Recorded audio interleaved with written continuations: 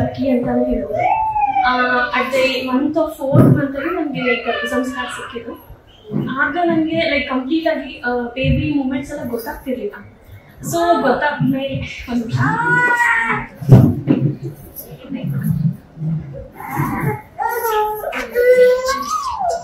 Okay ಸಾರಿ baby movements ಗೊತ್ತಾಗಿದ್ದು like 4th month complete ಆಗ್ತಿದೆ ಅನ್ನುವಾಗ ಬೇಬಿ ಮೂಮೆಂಟ್ಸ್ ಗೊತ್ತಾಗಕ್ಕೆ ಸ್ಟಾರ್ಟ್ ಆಯ್ತು. ಯಾವಾಗ ಸ್ಟಾರ್ಟ್ ಆಯ್ತು ಅಂತ ಹೇಳಿದ್ರೆ ನಾನು ಕೂಡ ಟಾಕ್ ಟು ಬೇಬಿ ಮಾಡಿದೆ. ಲೈಕ್ ಅಣ್ಣ ನಮ್ಮ ಅವ್ರು ಹೇಳಿದ್ರು ಯಾವ ರೀತಿ ಟಾಕ್ ಟು ಬೇಬಿ, ನಂಗೆ ತುಂಬಾನೇ ಹೆಲ್ಪ್ ಆಯ್ತು ಟಾಕ್ ಟು ಬೇಬಿ ಮಾಡಿದ್ದು. ಪ್ರೆಗ್ನೆನ್ಸಿ ಮುಂಚೆನೂ ಕೂಡ ನಾನು ಯೋಗ ಧ್ಯಾನ ಎಲ್ಲ ಮಾಡ್ತಿದ್ದೆ. ಲೈಕ್ ಕಂಪ್ಲೀಟ್ ಆಯ್ತು ಟಾಕ್ ಮಾಡೋದೆಲ್ಲ ಅದ್ರ ಬಗ್ಗೆ ನನ್ಗೆ ಕೂಡ ಐಡಿಯಾನೇ ಇರ್ಲಿಲ್ಲ. ಜಸ್ಟ್ ಎಲ್ಲರೂ ಅಮ್ಮಂದಿರು ಮಾಡ್ತಿರ್ತಾರಲ್ವಾ, ನನ್ನ ಮಗು ಚೆನ್ನಾಗಿರ್ಲಿ ಅಂತ ಹೇಳ್ಬಿಟ್ಟು ಎಲ್ಲ ಅಮ್ಮಂದಿರು ಮಾಡ್ತಿರ್ತಾರೆ. ಬಟ್ ಕಂಪ್ಲೀಟ್ ಆಗಿ ಯಾವ ರೀತಿ ಮಾಡ್ಬೇಕು ಅನ್ನೋದು ಅಷ್ಟಾಗಿ ಗೊತ್ತಿರೋದಿಲ್ಲ.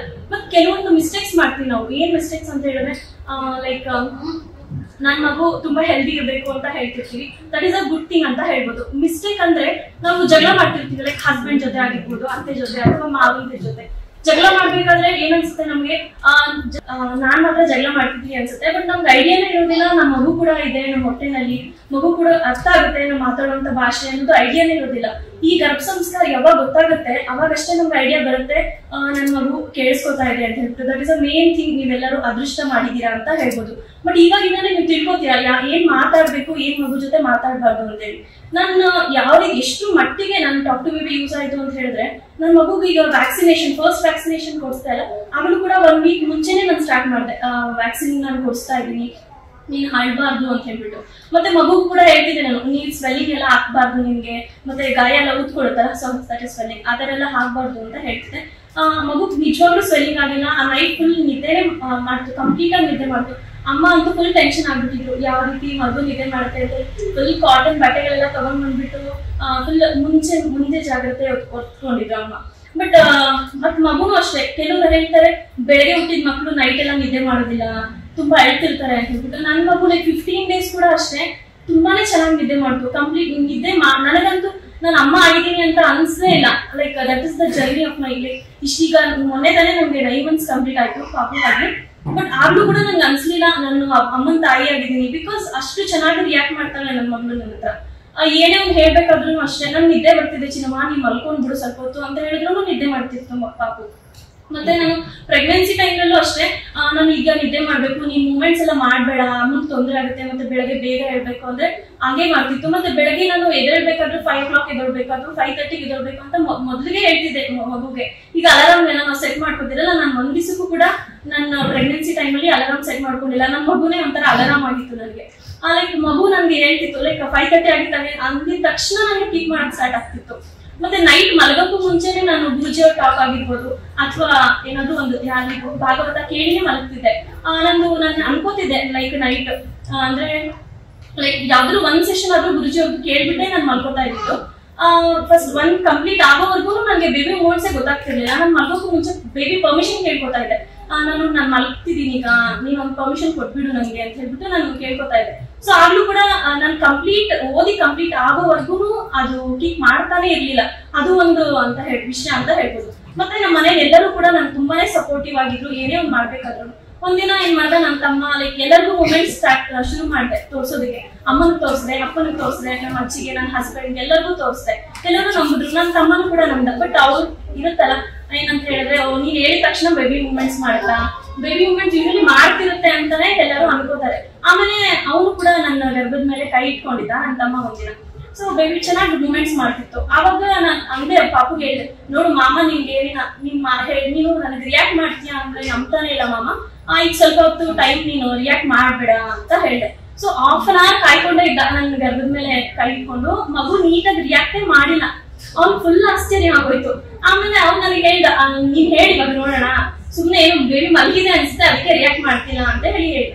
ನಾನ್ ಹೇಳ್ದೆ ನನ್ನ ತಮ್ಮನಿಗೆ, ಸರಿ ಪಾಪುಗೆ ಹೇಳ್ದೆ ನಾನು ಏನಂತ ರಿಯಾಕ್ಟ್ ಮಾಡು ಚಿನ್ನಮ್ಮ ಈಗ ಅಂತ ಹೇಳ್ದೆ. ಸೊ ನನ್ನ ತಮ್ಮ 1 second ಕೂಡ ಆಗಿಲ್ಲ ನಾನು ಹೇಳಿ, ಅಷ್ಟು ಬೇಗನೆ ಫುಲ್ ಏನು ಶೇಕ್ ಆಯ್ತು ಆ ಮೂಮೆಂಟ್ ಅಂತ ಹೇಳ್ಬೋದು.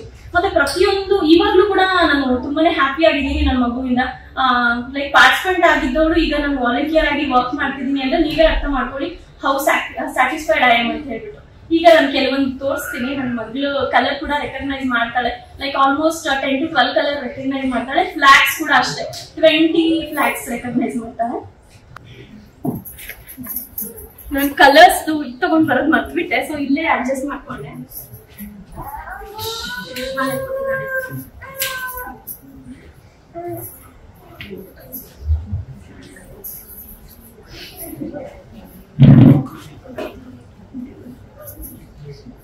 ಈಗ ನೋಡಿ 2 ಕಲರ್ ತೋರಿಸ್ತಾ ಇರೋದು. ಪಿಂಕ್ ಕಲರ್ ಇದೆ ಮತ್ತೆ ಯೆಲ್ಲೋ ಇದೆ. ಅದೀಗ ಪಿಂಕ್ ಯೆಲ್ಲೋ ಕಲರ್ ಪಿಕ್ ಮಾಡ್ತಾ yellow colour which is yellow.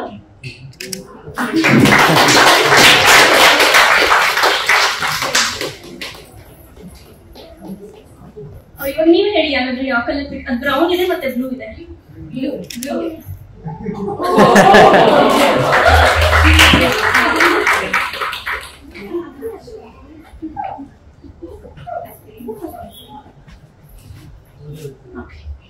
Pink ಇದೆ ಮತ್ತೆ ಗ್ರೀನ್ ಇದೆ.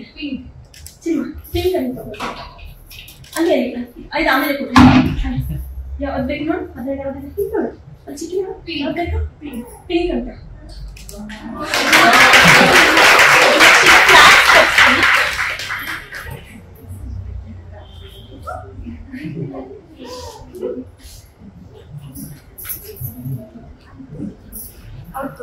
ಈಗ ಜಪಾನ್ ಮತ್ತೆ ನೇಪಾಲ್ ಇದೆ.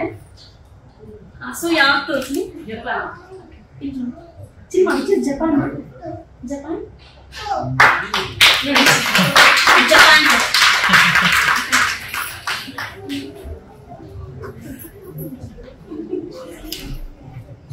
ಬಾಂಗ್ಲಾದೇಶ್ ಇದೆ ಮತ್ತೆ ಇಸ್ರೇಲ್. ಯಾವ್ದಾದ್ರು ಹೇಳಿ. Which is Israel.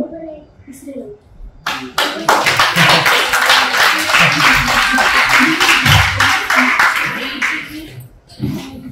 ನೋಡಿ ನಮ್ ಕಂಟ್ರಿ ಯಾವ್ದು ಅಂತ ತೋರಿಸ್ತೀನಿ. ನಮ್ಗೆ ಹೇಳಲ್ಲ.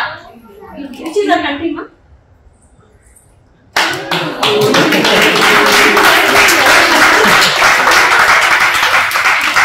ಪ್ರತಿಯೊಂದನ್ನು ರಿಯಾಕ್ಟ್ ಮಾಡ್ತಾಳೆ. ಆಲ್ಮೋಸ್ಟ್ 20 ಕಂಟ್ರೀಸ್ ಇದೇ ತರನೇ ರೆಕಗ್ನೈಸ್ ಮಾಡ್ತಾಳೆ. ಮತ್ತೆ ಫ್ರೂಟ್ಸ್ ಕೂಡ ರೆಕಗ್ನೈಸ್ ಮಾಡ್ತಾಳೆ. ನಾನು ಅದು ಫ್ರೂಟ್ಸ್ ತರೋದು ಮರ್ತ್ಬಿಟ್ಟೆ.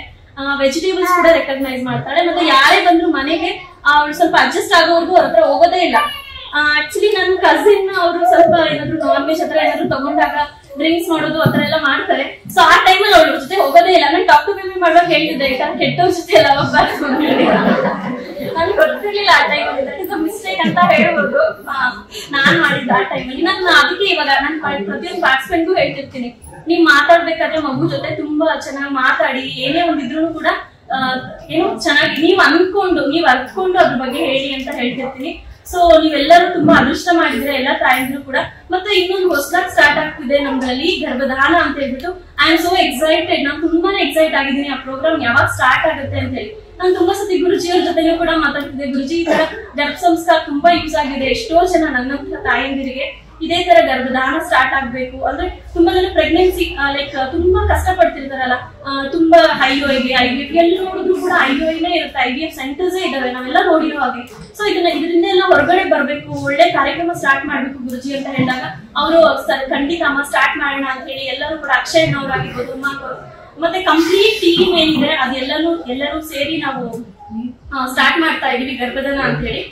ಇದರಿಂದ ಏನಂತ ಹೇಳಿದ್ರೆ ನೋಡಿ ಗರ್ಭ ಸಂಸ್ಕಾರನೇ ಇಷ್ಟು ಯೂಸ್ಫುಲ್ ಆಗಿದೆ. ನಾವು ಮಗು ಹೇಳ್ತಿರ್ತೀವಿ ಆತರ ಗುಣಗಳನ್ನ ಬೆಳೆಸ್ಕೋ, ರಾಮನಂತ ಗುಣಗಳನ್ನ ಬೆಳೆಸ್ಕೋ, ಮತ್ತೆ ಕೃಷ್ಣನಂತ ಗುಣಗಳನ್ನ ಬೆಳೆಸ್ಕೋ ಅಂತ ಹೇಳಿ. ಈ ಗರ್ಭದಾನ ಅಂದ್ರೆ ನಾವು ಶಂಕರಾಚಾರ್ಯ ಅವ್ರ ಕೇಳಿರ್ಬೋದು. ಶಂಕರಾಚಾರ್ಯ ಅವ್ರ ತಂದೆ ತಾಯಿ ಶಿವಗುರು ಮತ್ತು ಹಾರ್ಯಾಂಬ ಅವರು 12 years ತಪಸ್ಯ ಮಾಡಿ ಶಂಕರಾಚಾರ್ಯರನ್ನ ಪಡ್ಕೊಂಡ್ರು. ಅದೇ ರೀತಿ ಗರ್ಭದಾನ ಅಂದ್ರೆ ಮುಂಚೆನೆ ಮಗು ನಮ್ಮ ಗರ್ಭದಲ್ಲಿ ಇರೋದಕ್ಕೂ ಮುಂಚೆನೆ ಯಾವ ರೀತಿ ತಪಸ್ ಮಾಡ್ಬಿಟ್ಟು ಅಥವಾ ಯಾವ ತರ ಮಗು ಜೊತೆ ಮಾತಾಡ್ಕೊಂಡು ಅದ್ರ ಬಗ್ಗೆ ಮಾಡ್ಬೇಕು ಅಂತ ಹೇಳಿ. ಸೊ ನೀವು ನಿಮ್ಗೆ ಗೊತ್ತಿರೋಂಥವ್ರು ಎಲ್ಲರಿಗೂ ಕೂಡ ಹೇಳಿ ಅಂತ ಹೇಳ್ತೀನಿ. ಎಲ್ಲರಿಗೂ ಧನ್ಯವಾದಗಳು. ಮತ್ತೆ ನನ್ನ ಕೋ ಫ್ರೆಂಡ್ಸ್ ಎಲ್ಲ ಇದಾರಲ್ಲ, ಬಿಂದು ಆಗಿರ್ಬೋದು, ರೋಜಾ ಅವರಾಗಿರ್ಬೋದು, ಮತ್ತೆ ಚೈತ್ರ ಅವರು ಕೂಡ ತುಂಬಾನೇ ಹೆಲ್ಪ್ ಮಾಡಿದ್ರು ನನಗೆ. ತುಂಬಾ ಧೈರ್ಯವನ್ನು ಹೇಳಿದ್ರು ಅಂತ ಹೇಳ್ಬೋದು.